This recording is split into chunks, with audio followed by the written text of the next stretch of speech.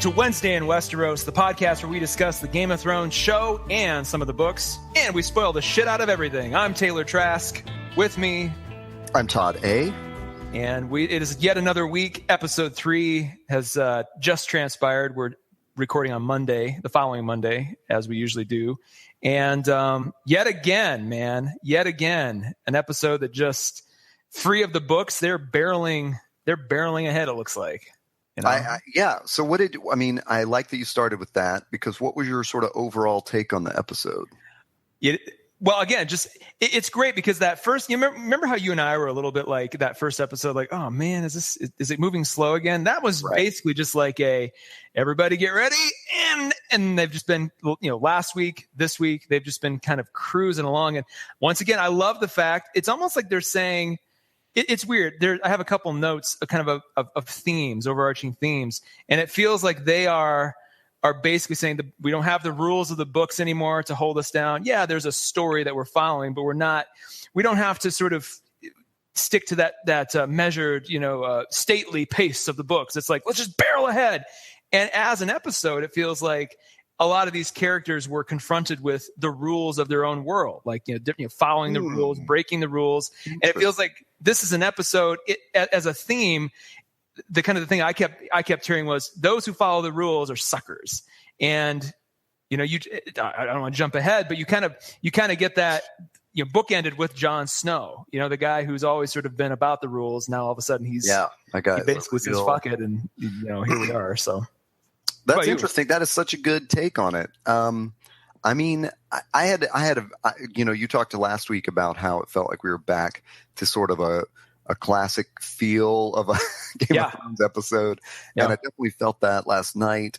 I did feel like this was one of those exposition episodes that we were so used to seeing where they're, the roller coaster's kind of cranking back up the next hill. But there were several scenes of like payoff in it.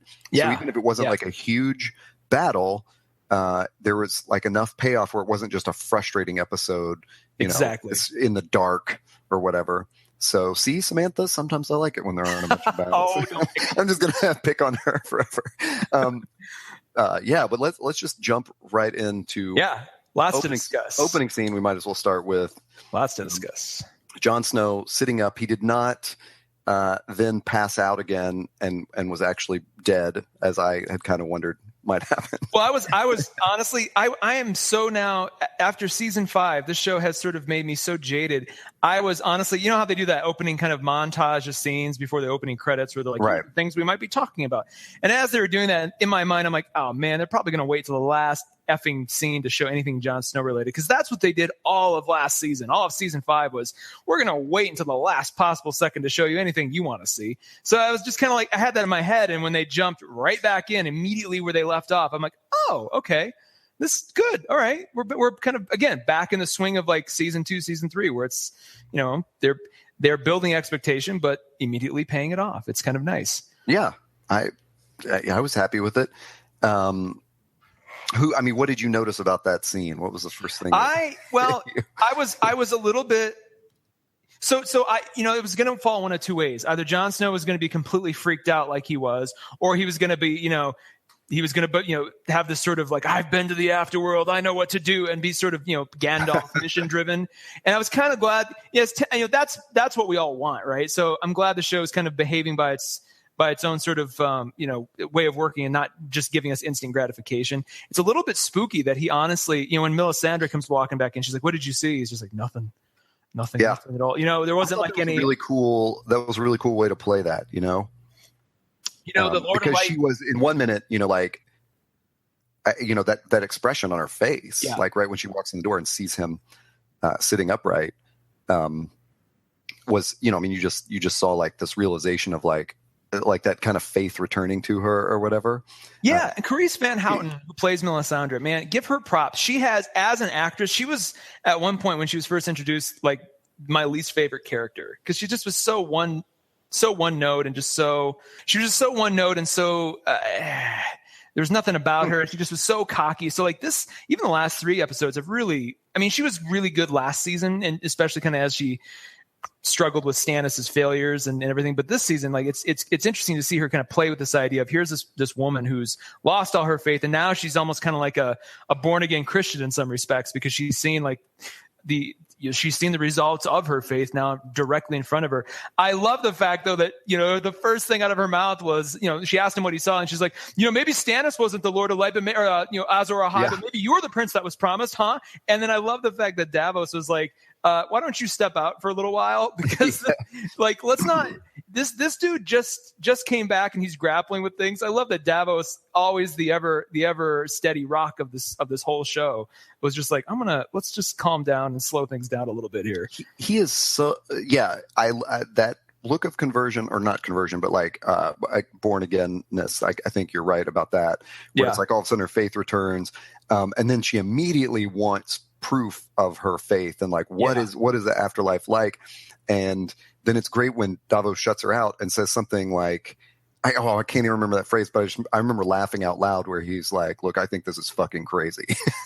Yeah. You died, you came back, the whole thing's fucking crazy. Like, that was like everything. And again, like it's almost like they're spending extra time with their dialogue and their acting and everything at the wall. Like everything at the wall is just every time we come back to it, I'm like, oh, more of this. Yeah. Even when that's like, true. I don't want to jump ahead, but even when like John was running around and then I always forget the red-haired wildling's goddamn name. No, the dude. A Tormund Giantsbane. Tormund, there we go. Tormund's like, you're not a god. I've seen your pecker. God wouldn't have one. I mean, just little lines like that where it's like a god wouldn't have one so small. I was just like, man, everything about like just everything is so character point on, or on point rather. And just everything about the wall is awesome. And then you get, again, Davos, I want so badly for Davos. I want that Brienne scene, where we're kind of getting closer and closer, where he's going to finally have something to believe in and have his sort of place in life verified, like Brienne had with Sansa. I'm kind of waiting for that. I wonder if he's maybe he's kind of shaken out of that too, where I like your take on him, but maybe he's kind of realized like, I don't need to follow anybody. I'm just sort of doing the right thing, and that could be going through. Because I do like that idea that he's the Rock, and I think even more so than Ned. Like, Ned was sort of the Spider-Man of the show. Like he thought about honor above any decent sense of like self-survival. That was and Davos was kind of introduced the opposite way of like, no, this is a guy that's like, he was a pirate, he is a survivalist, but he's come around to being that like, conscience of the show or whatever. And it's just a really cool thing to watch that guy be the Rock, like you said. Well, and the moment he was introduced, everything about him was like, the world, he's a guy who believes, going back to the theme of rules and law and order. He's a guy who's, so loyal to rules and so loyal to order that he actually, again, he had Stannis cut off his fingers and still followed the guy as his king because he thought Stannis was an honorable dude. Like but he's willing to break him. Like that's his, he still is going to survive above. Like, he does what's right, not necessarily what the rules say is right. Yeah. Alistair Thorne, on the other hand, is the guy that's like, he's the honorable, but he follows the rules. That's true. John, those are two great sides of the same coin. Alistair Thorne and Davos. Yeah, you think of like Alistair like leading a mutiny to kill John, and Davos setting Gendry free. Yeah, Melisandre. It's just he's I don't know. He's a good guy.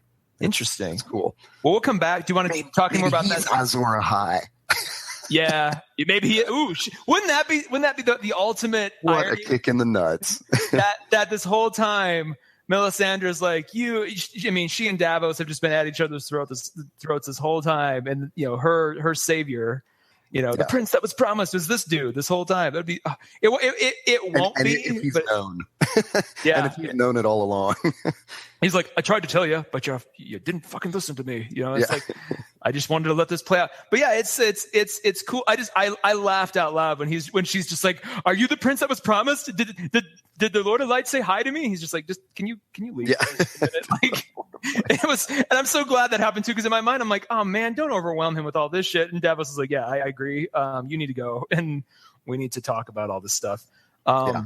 I like. We'll come. You want to come back to the wall, or do you want to cover the rest? Let's come back to it. Okay, cool. Because it's good to hit at the end and wrap it up. There's a lot at the end that I kind of want to hint at too. So. Cool. Tower of Joy came next, if I'm not mistaken. That was really exciting. I mean, I was excited because it happened so quickly, and I was like, yeah, just like the John scene. It was like, thank you for not making me wait till the end, because this is the other interesting thing.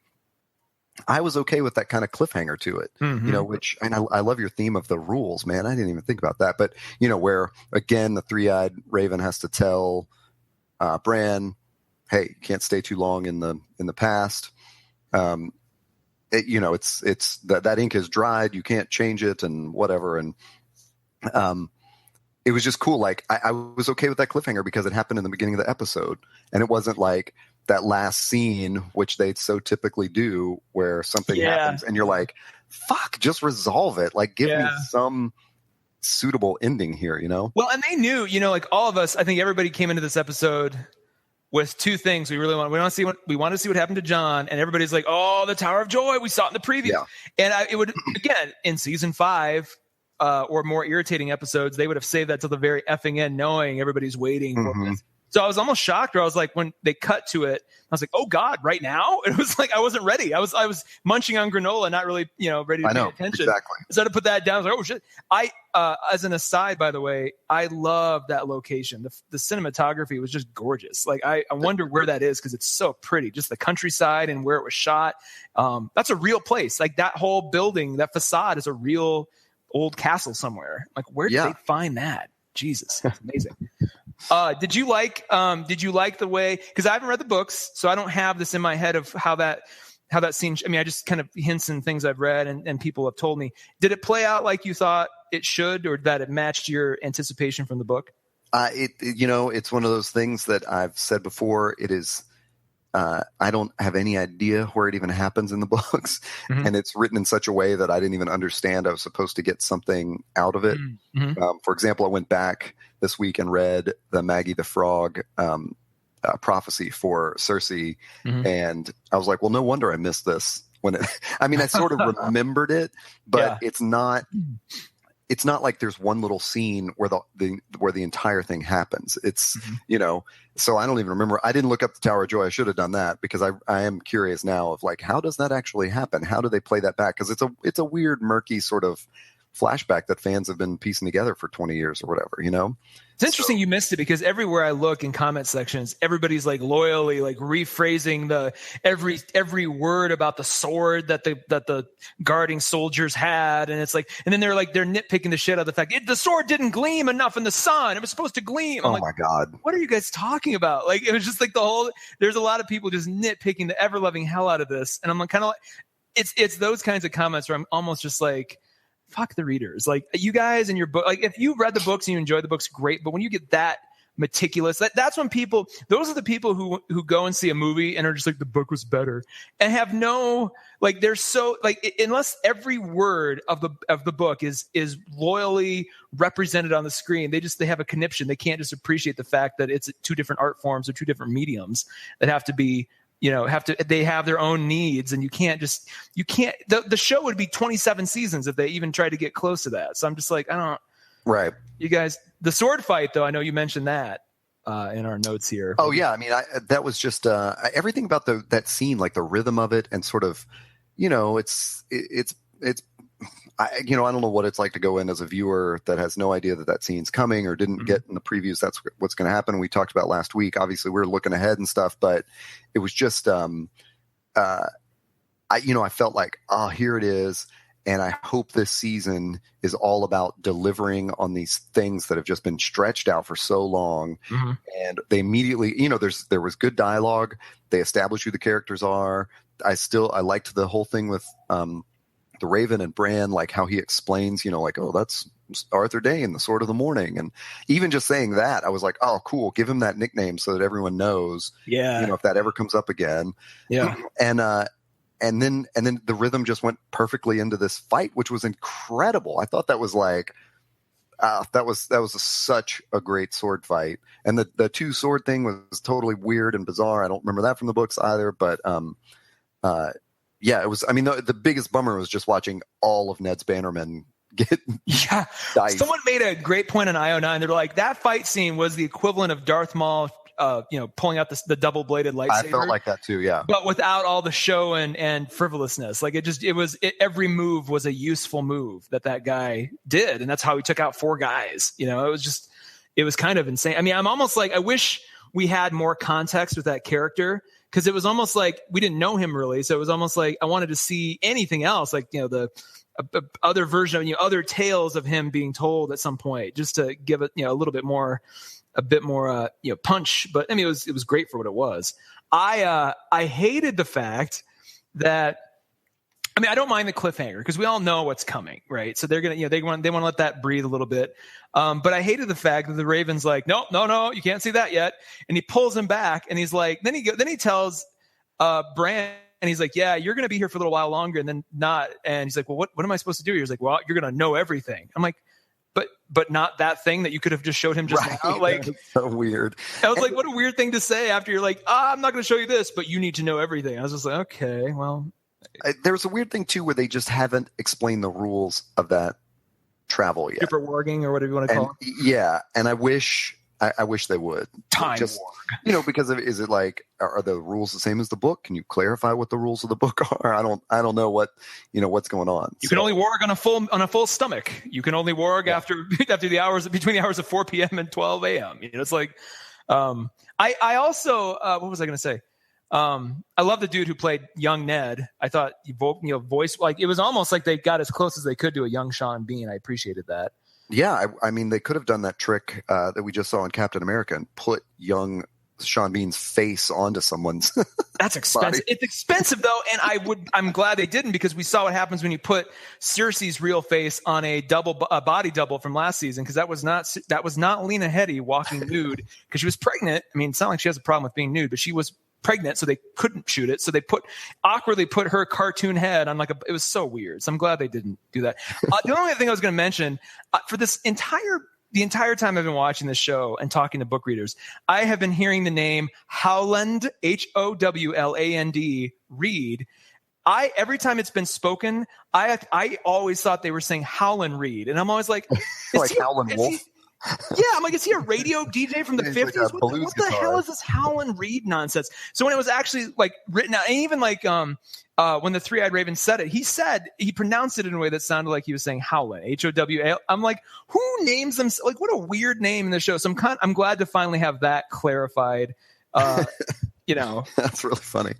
Yep, Howland Reed. Yeah, and it was a good thing too, where they, that's one of those things where the book has that. The show has that. Like they can take that liberty and have the Three-Eyed Raven say Mira's father, instead of the book where you're like, Jesus, another fucking name to keep up with. Like, who are all these people? Context is a lovely thing. Well, and I honestly, I didn't pay enough attention when Mira and Jojen were introduced. I always wondered kind of, well, how the hell, what's their connection to the Starks? I had no idea it was this. So that kind of clears that up in my head too. Yeah. And I think we mentioned this, like maybe in our preview or something, where there is that moment where Jojen and Mira meet them, and Jojen says something, but it's one of those things where it's like, man, if you didn't know what he was talking about, you're not going to get, like, he says something like our fathers knew each other and fought for each other, or my father is your father's bannerman or something, but it's so quick. And that's probably, season 2 or whenever that is. I don't even remember when. Brandon I was too busy being like, hey, look, it's the little boy from Love Actually. And then, like, while he was delivering that dialogue, I'm just like, there he is. He's all grown up. And then I was like, I probably should pay attention. Yeah. Soon he's going to be on Starkiller Base. Ooh. Is he really? He's the guy that he turns around in Force Awakens. I think it's maybe when it's Poe and Finn are breaking out. That actor is in The Force Awakens? Jojen is. How did I not know that? For like 2 seconds. He just like stands up. Maybe he didn't stand up. He just turns his chair around from the control center and is like, they're stealing a TIE fighter or something like that. Seriously? All of a sudden he's blown up. It's so. How did I not notice that? That's okay. One other thing I'm going to mention about this, and we can move on. I have also been seeing, and I didn't know this was a fan theory until last night. A lot of people saying, "Oh my God, what if Ned finds out that Mira and so the whole." obviously the whole suspicion is that baby Jon Snow is being born in the tower as we speak. But a lot of fans are suggesting now that Mira is his twin sister. And I'm like, why? Why is that? I have fallen down that rabbit hole. Okay, so explain it to me. Why is that interesting or compelling or makes story sense to you? It doesn't at all. Okay. Like, I don't know. It's one of those where there's a couple of those like those crazy fan theories that borderline on the sort of tinfoil hat, range where it doesn't make any sense. And I know there's a couple of lines that I think I don't know. There's just people are spending too much out of that. And I think the other thing that makes me disbelieve it is I believe most of the evidence is based on the fact that they cast, you could sort of say those two actors look alike. They do. Not that like in the book that it's pointed out that way. Yeah. But that it's in the show that way, which sounds like, well, My only problem is Mira hasn't done anything other than get Bran to that tree. It's not like they've been focusing on her as like, what will her story be? It's just like, she's there. She's a supporting character, and that's as far as we need to go. So for her to suddenly be the magical twin sister of Jon Snow, it's like that would suggest some other, you only do that when that character then becomes hugely important later on. And I don't see how that, maybe you can make the argument that the whole scene with her going, why am I here? And then the Forest Child's like, you have a part to play. Maybe that's, maybe that's something that I don't think it would be in my mind, it would be way too convoluted. So we'll see. It would be a surprise maybe they pull it off. I don't know. We'll have to wait and see. Yeah. Yeah. That's the other thing about this. It was cool that they showed the Tower of Joy scene and everything basically took place the way it takes place in the book, at least as far as like the conversation and the fight or whatever. Cause I can't really speak to the other stuff. I think, in the book, Ned does hear his sister like calling his name or something like that. Mm-hmm. And I think they even run in on her and see her like with blood, with blood around her. And so I think in the book you're meant to think like, oh, is she just wounded or is that the blood of childbirth or whatever? So, well, we'll get there. Yeah. But it was good to see it. And Three-Eyed Raven's playing fucking Paul Harvey. Like now the rest of the story. And he brings back for some reason. Here's what I'm wondering. I think I have this feeling that Bran is going to go back on his own without the Three-Eyed Raven there, and he's going to witness it. And then the Three-Eyed Raven's going to be like, no, you're not supposed to see. Almost like, almost like a sort of an in-story avatar for George R.R. Martin. Like, no, not yet. I feel like they kind of tease that, like, Bran's like, I'm going to find this out. And maybe the reason he didn't let him do that is so Bran does have the power or the skill to go back by on his own. And, maybe that's kind of like one of his little tests he's setting up for him. Yeah, it's I do think Bran is somehow break the rules. Mm-hmm. Because, there's only so many reminders of the rules we can get before we're like, well, obviously that's what he's going to do. Yeah. It's totally, Yoda going, your training is not finished. Yeah. you can't go back right now. Targaryen. Points to Mira. It's like, aha, I knew it. No. That would be so great if they just spoiled everything. They took every tinfoil hat. Like there's just one episode where Mira is confirmed as Jon's twin. The Meister conspiracy is real. You find out Tyrion's a Targaryen. Like, what the hell? That'll burn the internet down. Basically. Gravedigger comes out of hiding. It'll just be awesome. Okay. Well, let's move on. Move on. Clegane Bowl. Yeah. Clegane Bowl. We'll cover Clegane Bowl another time because I have a lot of questions on that, but we'll wait until we get more confirmation that Clegane Bowl. You can Google that if you want to know what that is. That is happening. We'll come back, because I got a little introduction to Clegane Bowl this morning, and I was like, what the hell is the? Oh, okay. Oh man, so that's another one you've just fallen into. Yeah. About let's catch up with Daenerys, whom is do we have to? Because honestly, honestly, the thing that I took away from the scene last night was thank you for proving me correct for 4.5 seasons of hating this character to just do something so boring with her when I'm like, see, she's boring. It's like Groundhog Day. She wakes up, nothing has changed. She's in the same place everywhere she goes. One day she conquers a city. The next day she wakes up, the city's in chaos. She sucks. I'm so tired of Daenerys. but it's stupid because it's like, well, I know she's got to make it to the end. She's got to ride one of those dragons or whatever. Clark looked about as happy as you're describing it too. She, I mean, like the whole scene, she just was eye rolling the whole time, just like, God, really? They're gonna rip my clothes off again? Real? Oh my God, again? Like, which is why. Oh, go ahead. And that woman, the head Khaleesi or whatever, who's talking to her the whole time. I mean, did she not look like the witch? Thank you. Okay. Yes, I was just staring at her like, am I wrong? I thought, no, you're not, because I thought it passed through my mind too. I'm like, well, must just be me. So I'm not the only one, because while she was in her voice even too, kind of sounded like the witch. And for those who are wondering, it's the witch who poisoned Khal Drogo in season 1, and then Daenerys burned her. Maybe which is why I'm wondering if my original theory is going to prove true, where Daenerys just gets out of this quickly by just burning the whole tent down with all those women in it, and emerges going, ha ha, and then and maybe that woman's similarity to the witch is sort of indicative of that. I don't know, but I completely agree. I thought that up until the moment where she said, "I saw you eat that horse's heart." And it was like, oh, okay, so you were in a call somewhere. Okay. Wait, how did she see her? Did she have an iPad? Like, how did she see that happen? Like, what was? Were they simulcasting it around Essos? Like, hey, look, everybody, it's a new Khaleesi.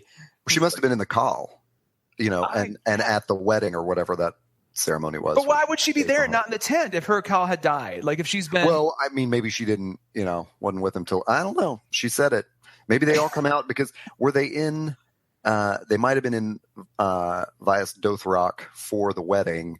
Mm-hmm. That may have been where they traveled for them to get married, and so maybe the whole town is invited. Okay. Maybe it's not totally like they're sequestered in the in the Khaleesi tent. Maybe they are able to go out for certain festivities. Again, the rules of the world. It's like, I know. Yeah. It's like, and you can just tell Daenerys is like, I don't want to be here again. Like, but I agree. Why would the writers there's, of all the interesting things you could have her do, where you're so right. It's just, they kind of reset her again to the point where I'm a little worried that I'm not going to care as much as for everything that Jon Snow has gone through and he has evolved from, she has not. So if all of a sudden, as bad as this is going to be for her dragons to come riding over, like, I won't be as psyched about it because she hasn't evolved as a character enough. I want to see that be kind of the finale of her development, and I'm just like, I agree. I mean, she seemingly, when she states a lesson about slavery or being a ruler or something, it still blows up in her face. Yeah. So it's like, it just, who cares? Speaking of that, I was just gonna say, what about Gilly and Sam? What was your take on that? Gilly and Sam, honest to God, that's when I pulled my granola back out. I'm like, I'm just going to fast forward through this. As soon as we hit that scene, he started throwing up. I'm like, nothing can be said here that's of any interest to me. I kind of caught glimpses of what the conversation was going on.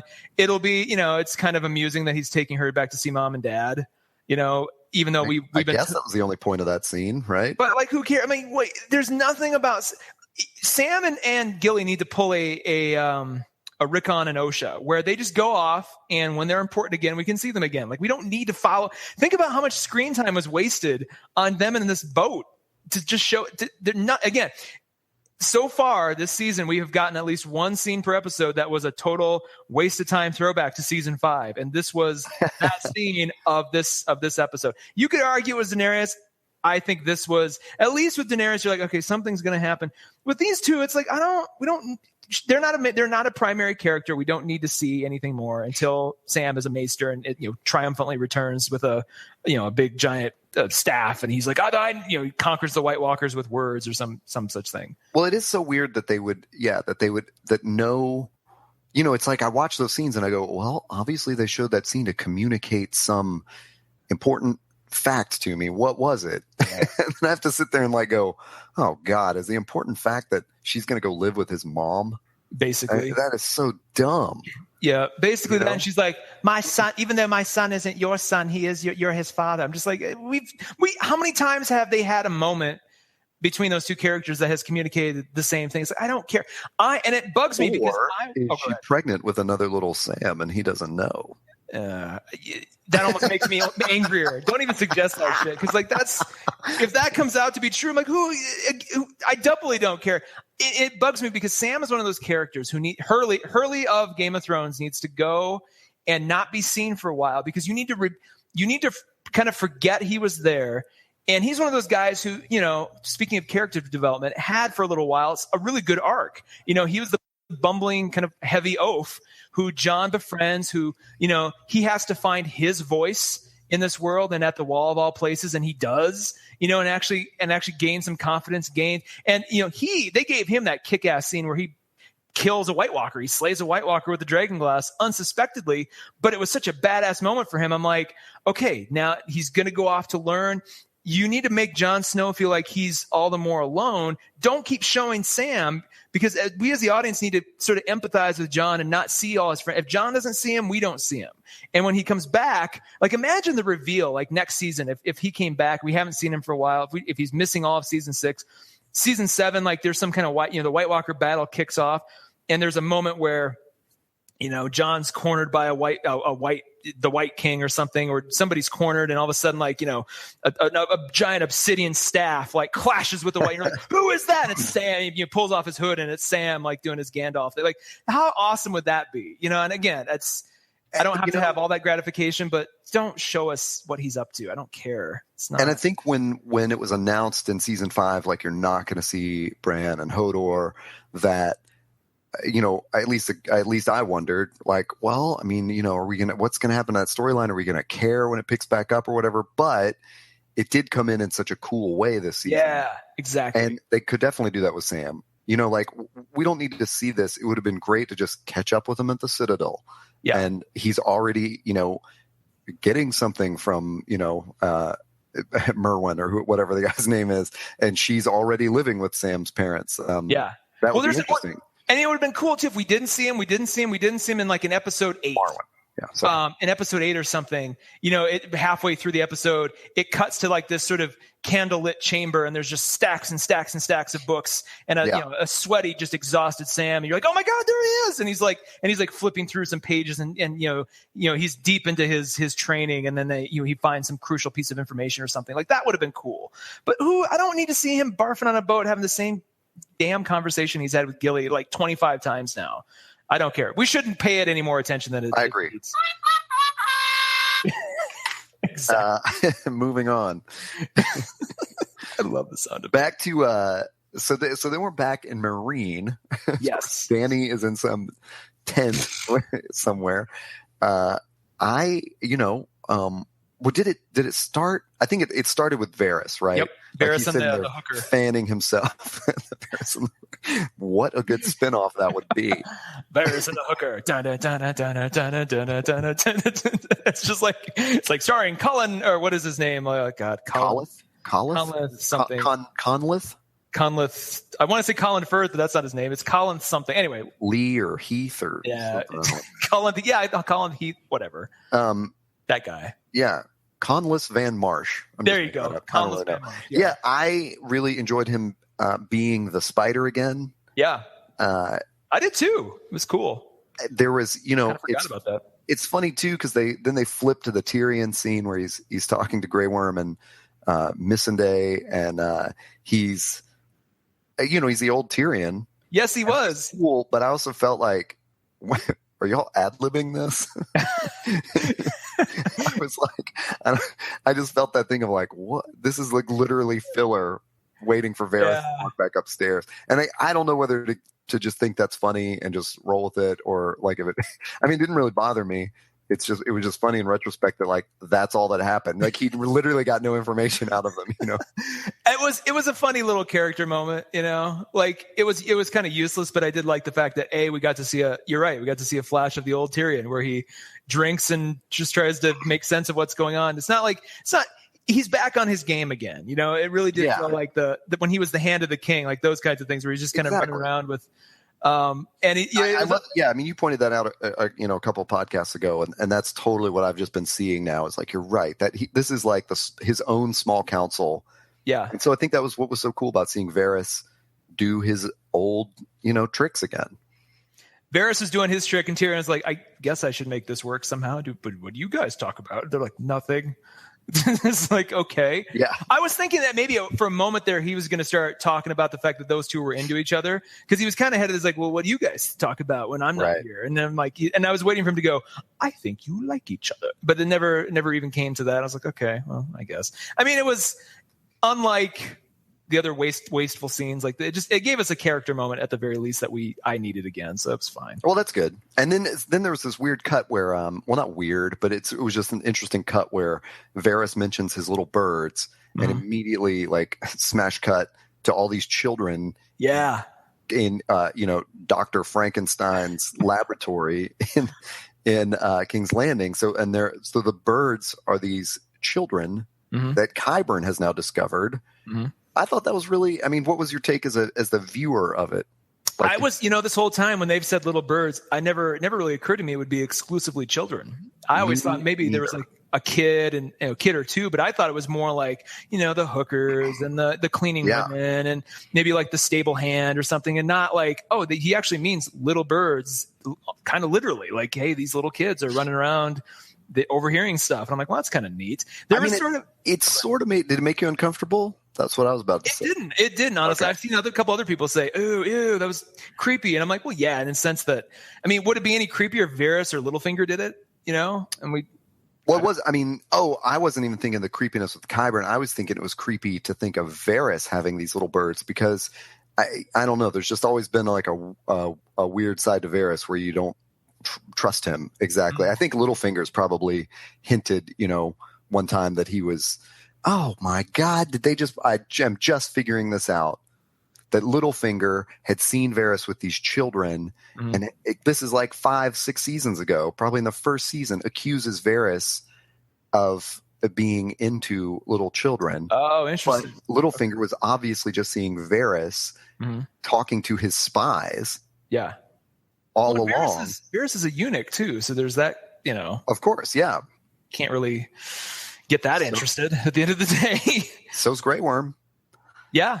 But that, oh my God, I just feel so stupid for just figuring that out. But that's okay. Probably I don't remember that at all, actually. I mean, well, like the seed was planted in my head, in the first season. I bet, like, oh, Varys has got some sort of, weird perversion to him. But so it's little fingered you. He actually manipulated you. Yeah, I got fingered. I'm gonna get that on a T-shirt. I got fingered, and have a Mockingbird pin, and it just says I got fingered. That's brilliant. I got little fingered. My God. No, just fingered. Fingered is.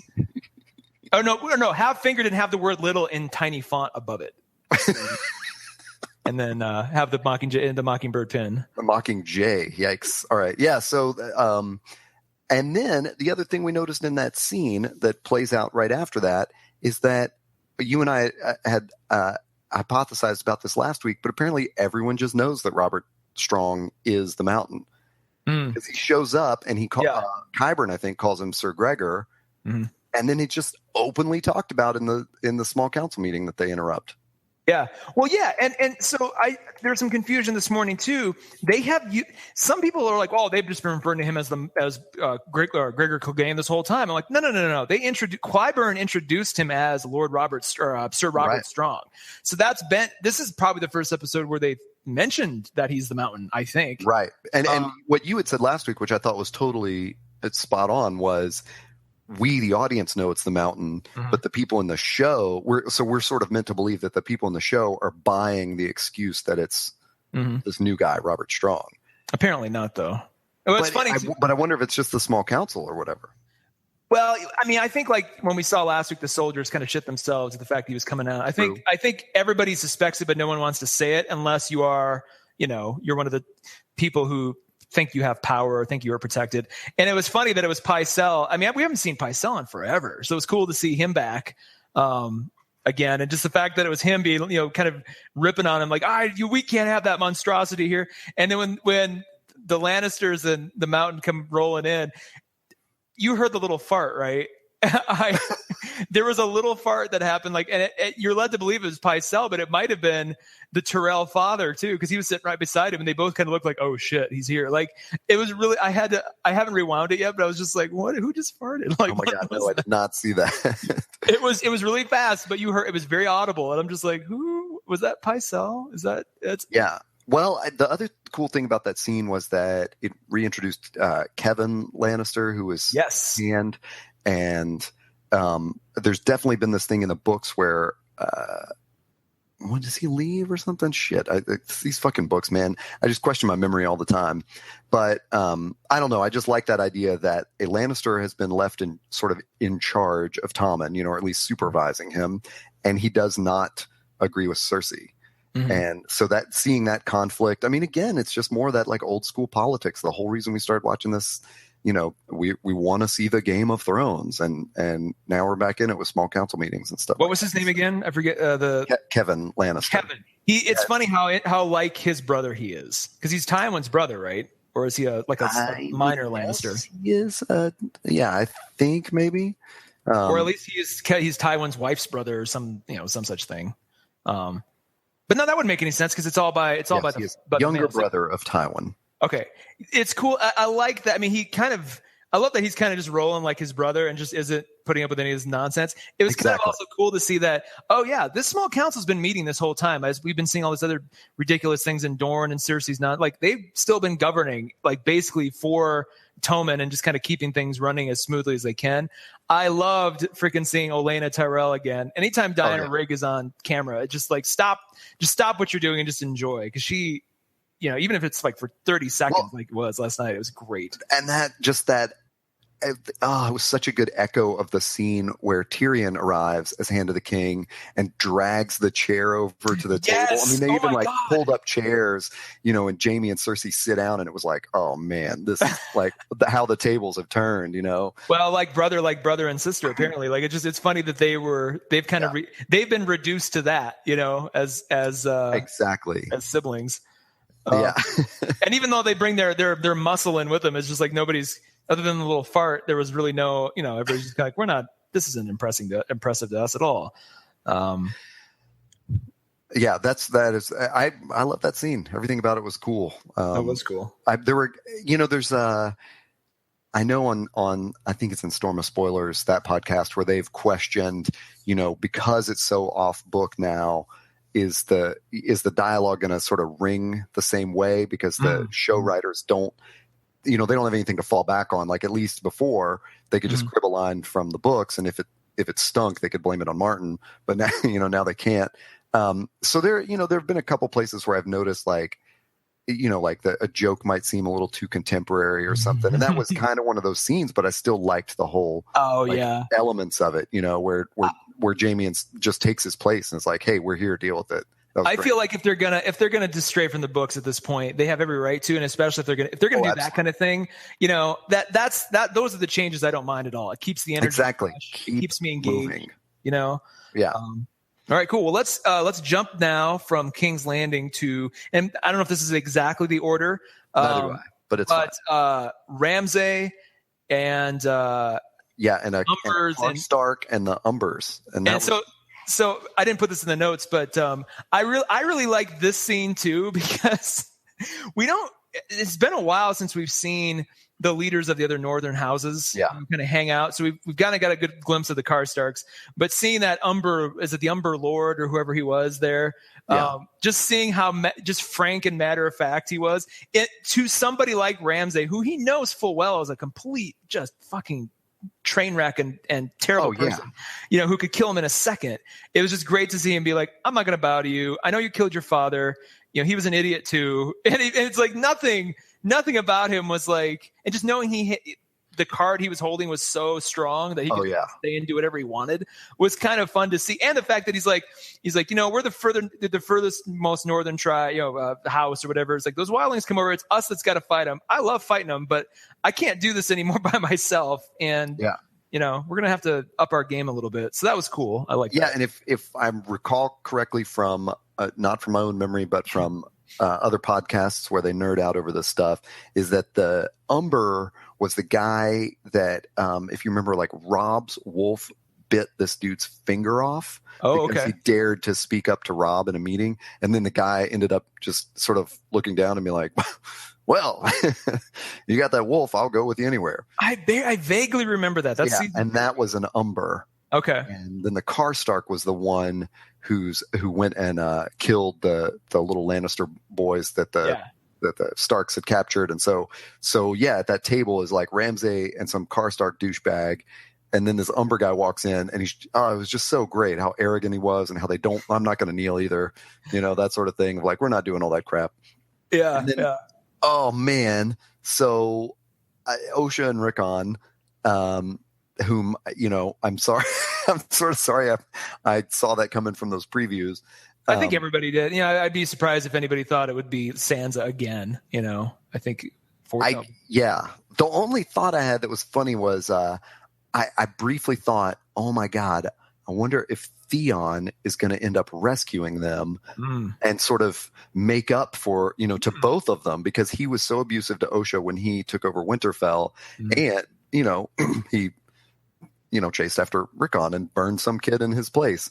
I thought, like, oh, what a like turnabout that would be. And then, of course, in the previews for next week, we see Theon on a boat headed to Pike, and I was like, well, so much for that idea. I don't think he's got it in him. I don't think he's got any of that fire in him. I think he's just looking to be, to basically have his penance. Can we give a shout out, by the way, like the actor award to Art Parkinson, who was the original Rickon, who they didn't recast, and 3 years later is back. Like, wow. When they took the bag off, I'm like, oh my, because I was kind of in my head going, it's probably going to be Rick. When they showed Osha, I was like, okay, it's Rickon. Who's going to play Rickon? I'm like, oh my God, it's the same actor. And I had to look it up to verify, but I was so shocked. They have recast Tommen, they recast Marcella, they recast the Mountain, a couple of times. And I was just thinking, well, it's been too long, but there he was, little Art Parkinson. He made it all the way back. So that's funny, because I did think when they pulled it off, when they, I'm thinking in my head, like, well, obviously it's Rickon.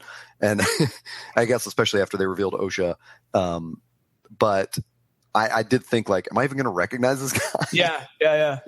But maybe they did that Tony Stark face swap. I don't know, man. And then when you talk about trump cards, when he's like, oh, how do I know this is Rickon Stark? That move with the direwolf's head was so gross and appropriate for the like one-upsmanship of that scene.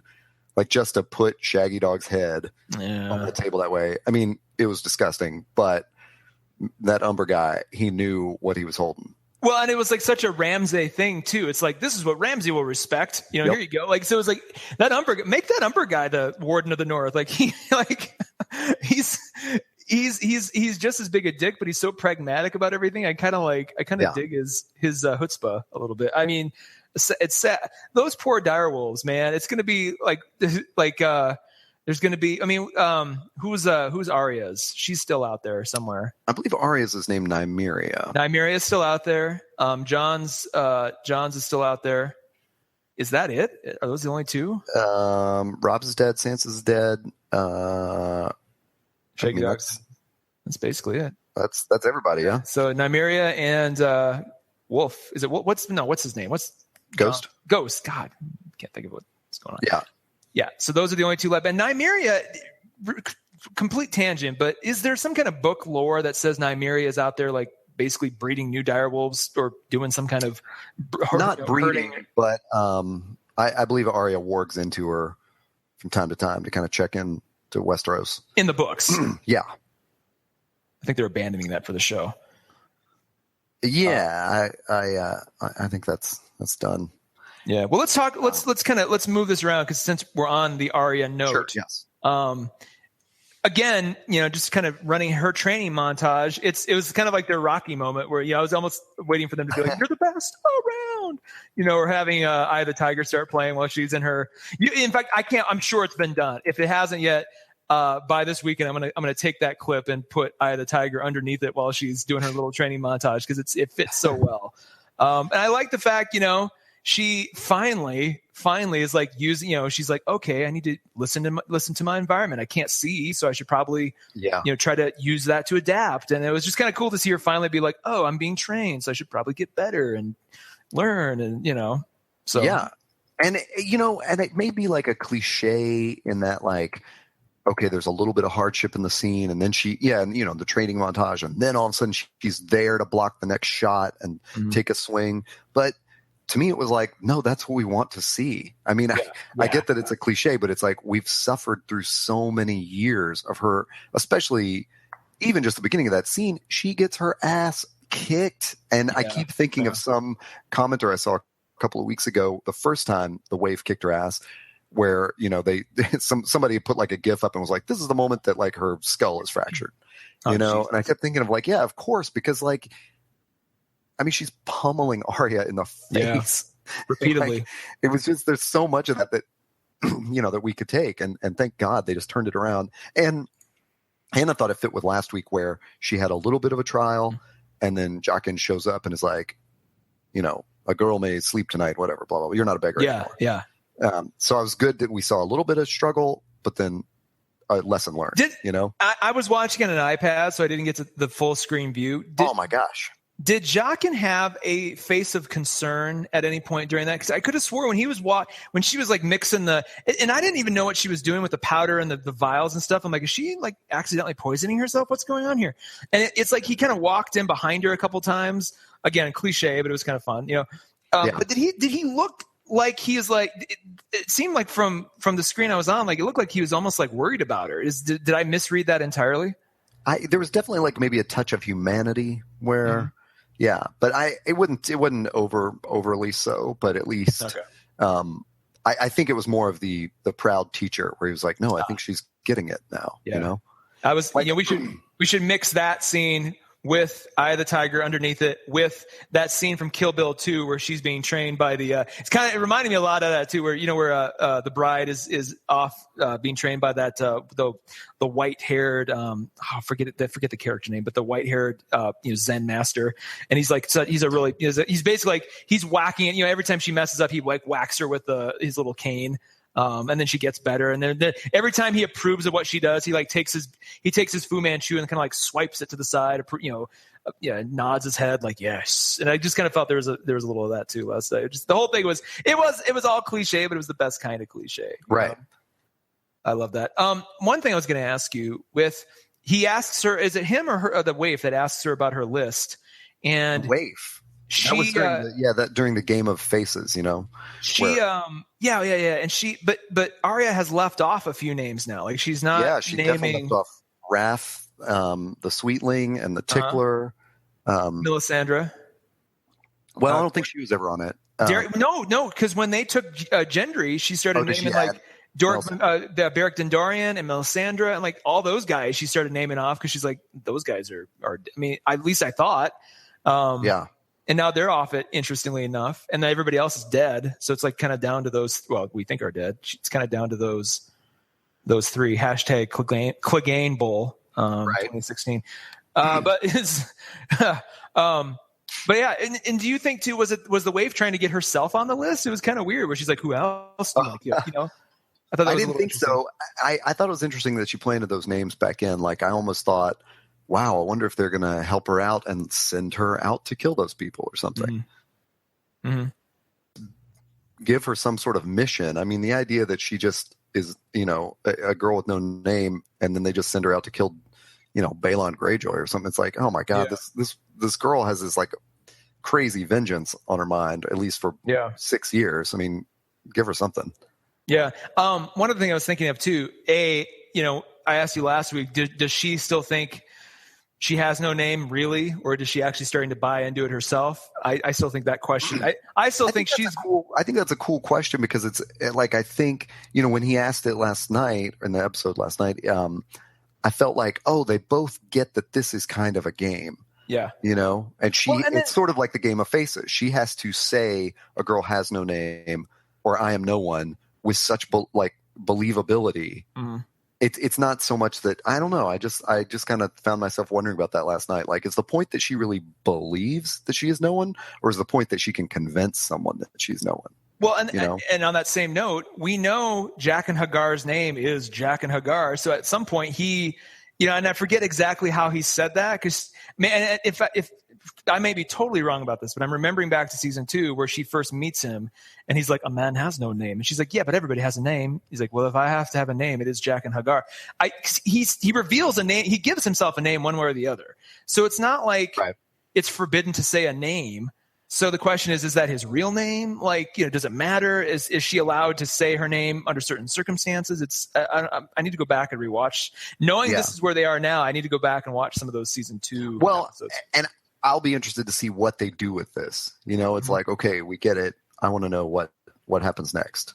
Mm-hmm. Like, where is she going to go where she needs no name and no one knows her and she can play the game of, like wear another face and all that kind of stuff. Yeah, absolutely. Yeah. And let's go back to King's Landing real quick. We should definitely talk about Tommen. Yeah, which I'm torn on this scene. And it's where Tommen visits the High Sparrow. Yeah. Part of it felt just kind of like not throwaway, but part of it was on one hand I liked it because it gave us yet one more. Poor Tommen, he just wants somebody to like him. That's all he wants. He wants somebody to be like, you're doing a good job, kid. But it was so he's such a weak bag of weak sauce that I for one brief second I kind of found myself going, can we just get Joffrey back to at least do something? Because I don't know what this is. I don't know what this kid's up to.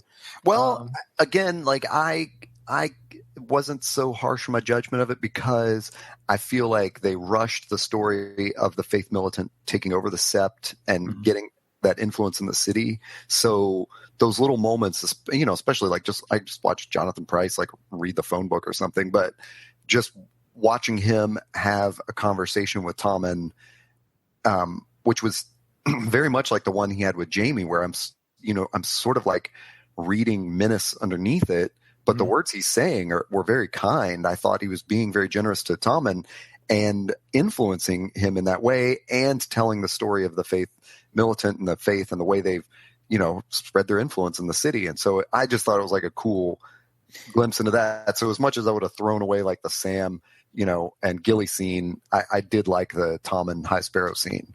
Remind me a lot though of that scene where after Joffrey dies, Tywin kind of takes him aside, out of Cersei's reach and just starts kind of preaching to him too. Like, this is what you're expected to do. It's just like this kid needs. And Tommen hasn't had that. Yeah. Even though you would think that Kevin would be doing that, but I guess he's not. You'd think, but it looks like, like the High Sparrow is such a freaking manipulative little sneak. Like you could, I feel like the High Sparrow knows exactly what he's doing. He's like, oh, this king needs a guide. I'll sort of sneakily, be his guide. I'll appeal to his sense of fairness, and I'll kind of put him under my wing. Like, wouldn't it be something if Tommen all of a sudden like becomes a convert to not that he will become a Faith Militant, but just basically become a leading member of the faith, right? Of the faith, yeah. Yeah, it's he could. Yeah. That would certainly put the Lannister, like Cersei and Jaime, out of power immediately. Like if he really wanted to play the Game of Thrones, that's what he would do. And I feel like he's kind of everything the High Sparrow is doing feels intentional. There's nothing about it. He can say all day long, I'm just a poor man doing what I'm doing. Like he says that, but everything he does feels very considered. Like you don't amass a group of guys and take control of a good chunk of King's Landing without, having some intentional strategy. Yeah. What you're up to. So, well, it's all uncharted territory for readers because in the books, at least according to my memory and some quick Googling, is that Tommen is just sort of an idiot who plays with his kittens all day. Yeah. So it's like he doesn't really have a role in the books in that way. Like there is no Game of Thronesing for him. Yeah. Gaming of Thrones. So he seems to be the least interested, which means he should probably die sooner or later. And the witch did tell Cersei all her kids are going to die. So it's what's his fate? I wonder. It's certainly not going to be fighting at the wall. It's going to be maybe Ilaria Sand is going to. By the way, speaking of that, I'm so glad If there we was never no saw Dorne in this episode. If we never saw Dorne until the end of next year, I wouldn't care. It felt almost refreshing to be like, oh, we don't have to deal with that again. Thank God. Yeah, but there was a cool. Did Jamie mention it or somebody mention it at the small council meeting? I'm gonna have to go back and rewatch that. I thought somebody said something about like, the women in charge now or blah blah blah. I think he calls them like those insane. He says something about like those insane little bitches or something like that. He calls them something derogatory. But yeah, that's all we need though. We don't need to cut to freaking Dorne and just have some nonsense scene where there's like, and we're in power now. Isn't this great, girls? It's like just have Jamie say it, and that's all we need. Like that's. Yeah, just stay there until Daenerys needs a place to land her dragons. If she ever gets there, maybe. I mean, at the end of season 8, when the White Walkers have finally taken over King's Landing, snow is falling on the throne, and she's like, "Hey, I'm here, guys." That was her vision. That's what she was envisioning. That was her vision in the in whatever that other tower was, where she sees literally that. That's what happened. She's like, "I'm here." Oh, it's too late. Well, or was it ash that we saw falling?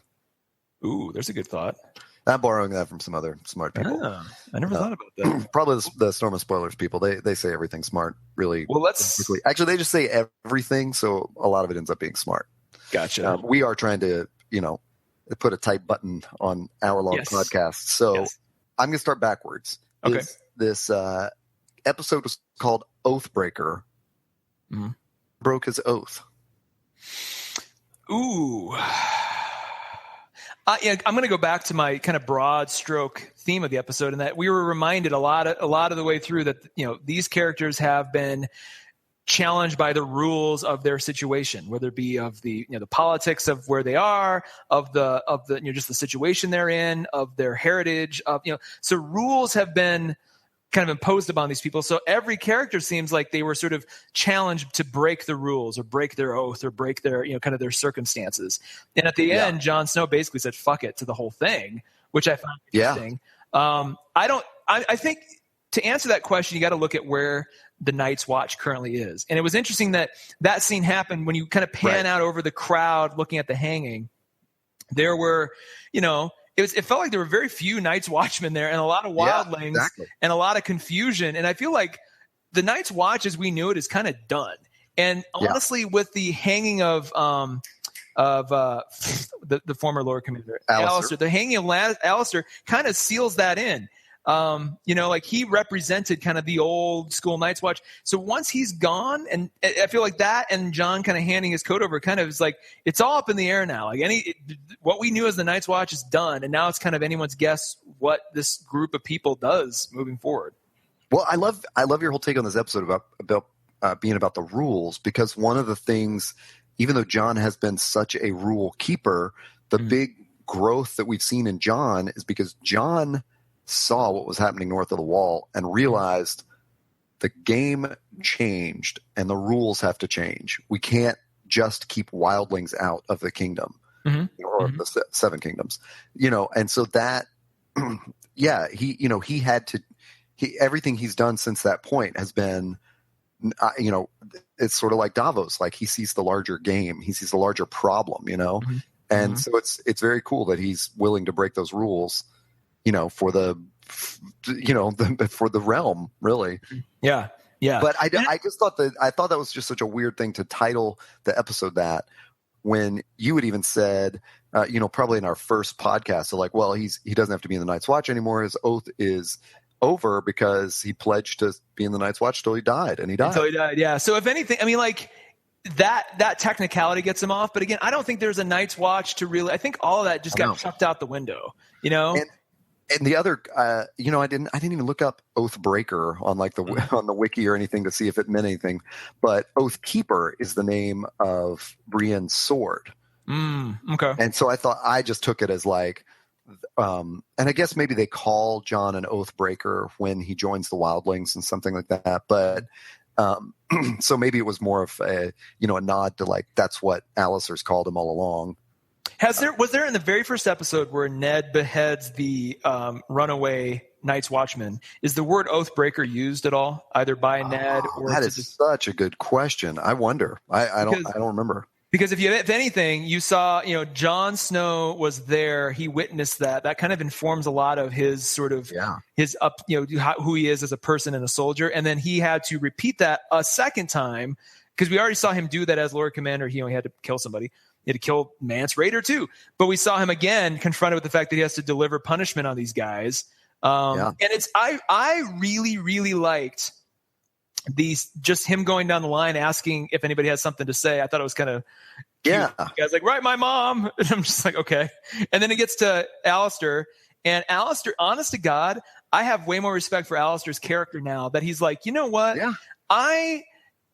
We had a set of rules and you broke them and I was following them. And if you're going to kill me for it, so be it. But I'm going to die knowing that I've done everything I can do. And I'm just kind of like, damn, man. That's, he still needed to go, but I'm kind of like, I was really sort of taken back by his insistent. He's almost like a hardline conservative. He's almost just like one of those guys who's like, I'm not going to betray my principles. He's that guy, and it's Ned, except that at the bitter end, Ned cut a deal. Yeah. That's a great point. Wow. Yeah. And still died for it, which was like, what a waste. But Alistair just went out with his principles intact. I did like that. But then we go ahead. I was sure I was about to say the same thing you were, which is what were you going to say? That treacherous little shit was just in, to the very end. He just with that little condescending look on his face. And if I were Jon, you could see Jon, his heart kind of broke, but at the same time, I'm like, this little son of a bitch. He stabbed me, and he doesn't have anything to say for himself. He didn't have anything to say like, you traitor, nothing. Just silently. Just petulant to the end. I was just like, what creeped me out, if there's anything in this episode that creeped me out, it was after he hung them and it kind of flashed back on their faces.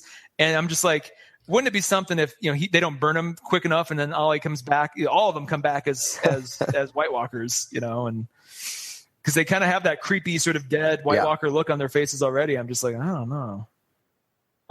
One final. Well, there's been this funny story developing on the Cast of Kings podcast where one of the hosts opened a subreddit called Fuck Ollie and the other opened a subreddit called Ollie Rules. And at some point, like I think before the season started, they announced, it was just really funny, where he was like, so we've got over 200 people on the Ollie Rules subreddit. And then Joanna's like, we have 12,000 people on the Fuck Ollie Reddit.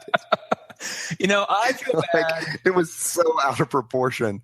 I feel bad for Ollie and his parents, but that kid has done everything in his power to make me hate the hell out of him. So, I really wish he would have met kind of a grislier end, but whatever it is. I think maybe last episode I sort of apologized for him and was like, well, I mean, he did have to watch his parents, get killed by the wildlings, and Ygritte was in that group that raided his town. And then I remembered this week, but Ygritte kept him safe, didn't she? Yeah. And then he ends up just shooting her. And nodding triumphantly like, I know what's what, Jon. I just killed your girlfriend. That's what did him welcome. In. Right? That, douchey nod after he killed Ygritte.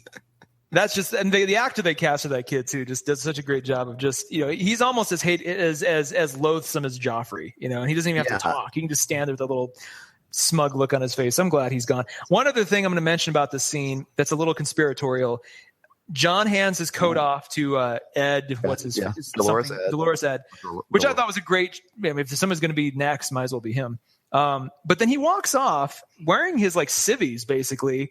And I'm like, are you not cold at all? And he didn't look like he was, and maybe he was just walking to go get another coat or something, but just, it was weird to go, is he leaving the castle? Like I was wondering, and I was interested in his trajectory as he exited the scene. I'm like, where is he headed to? Because if he's just leaving the castle without a coat on, does that mean he's not cold anymore?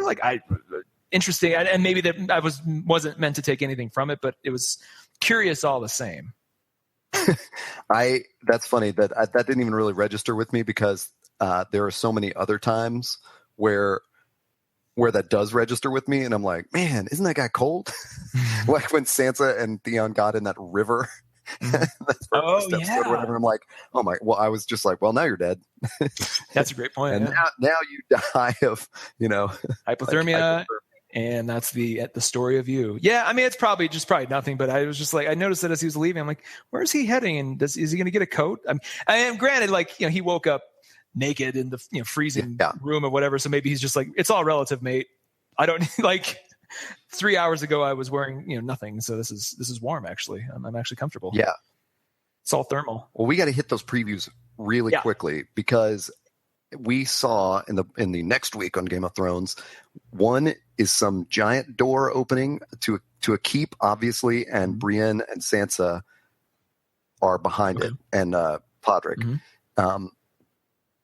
So I wonder what keep that is. Yeah, there was a lot in those previews that was very vague. Like it didn't sort of. It was like a super cut of like crazy tantalizing nuggets.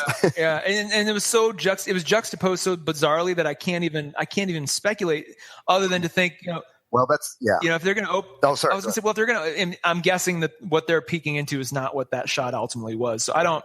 Good. Maybe that was the shot of. Maybe they're just getting on a bridge or something. Yeah, something. I mean, I really want. It's high time Littlefinger returns at some point. So the fact we didn't have a Sansa Brienne storyline this week, hopefully they, obviously they are next week. Hopefully one of the things they do is find Littlefinger, and we get.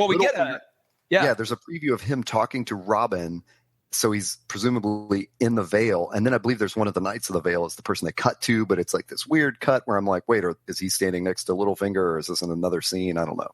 It looks like they kept the Robin actor too. Like that kid looking spookier growing up a little bit. I'm like, oh God, he's back. Like, yeah, and then of course Theon meeting up with Yara. Yeah. And looking very repentant, and she's very scolding in that scene or whatever. Like she came back for him, and he turned her away. I wonder what's going to happen with that relationship, if he's just going to support her in her queen's moot, or if he's going to be convinced by other people to play the Game of Thrones himself and put his name into the king's moot, since he is the rightful heir. I don't think he doesn't have the wherewithal. I don't think so either. I agree with you. I think the spirit's been sucked out of him. I do think there's another quick scene in the previews of the High Sparrow and Marjorie, and it is high time that we see what's her name that you mentioned, Olenna, yeah. Like start. I want to see the Tyrells start playing this game again, and somehow getting some power over the Lannisters. I want to see another scene between Diana Rigg and John Pierce, because why the hell not? Those two actors, and John Pierce is playing the High Sparrow. So his name is John Pierce, right? Am I saying, is that Price? God, I knew that was wrong. Jonathan Price. He's playing the High Sparrow so nonchalantly, and Diana Rigg has such a joyful sort of, kind of equally sort of nonchalant way she does Olenna Tyrell, that it'd be so fun to have those two in a scene, because I think they've been in one together already, haven't they? At least I remember there being something. Trial, I believe she may say something. Yeah. But I want to see them like pulled aside again, and her trying to manipulate him, and him playing his whole like everything is just as it is game. His sort of hippie game, which is it's like weird Buddhist. Like, hey, maybe I imprisoned your daughter, maybe I didn't. Maybe I didn't. Maybe the gods are the only ones who knows. He's like, no, you did. He's like, well, it's not for me to say. It's like, it is. Like, it's not for me. I don't know what happened. And then there's one final thing of Jorah and Dario overlooking something, and then there's like this clip of Daenerys walking towards a fire. So hopefully they just release her next episode. She burns the tent down. Yeah, I'm still convinced she's going to play. Her card is going to be, all right, if we're going to play Groundhog Day again, I'm going to burn this down. I'm going to come out. You're all going to see it, and then hopefully once and for all we can be done with any dog. I do wonder taking me. I do wonder if part of this is. I mean, I guess there's some expectation that, well, maybe she gets a Dothraki horde out of this. But I'm also wondering if maybe the point is that she frees those Khaleesi, because she's always been the sort of, liberator where she's gone, sort of, even though it backfires afterwards. And it does seem like the Khaleesi are kind of imprisoned. So I wonder if that's the point of all this. And they all become her handmaidens. And she comes back, and Miss Sandy's like, hi, oh, who are these? Who's this? Yeah, you're going to have a lot more company, Miss Sandy. She starts... Don't worry. You should see what happened to all my other handmaidens. Yeah, They're seriously all butchered by that dude in Karth or whatever. Oh, God. That being said, I think that wraps it up. Any other final thoughts? No, that's good. I think we touched on everything. Cool. Well, once again, you can find us at toddandtaylor.com. We're going to have all these episodes and more will be there now or in the future. And then I am at Taylor Trask on Twitter. And you, sir? I am at Hey Todd A on Twitter. And that's probably the best place to like hit us up if you want to discuss stuff.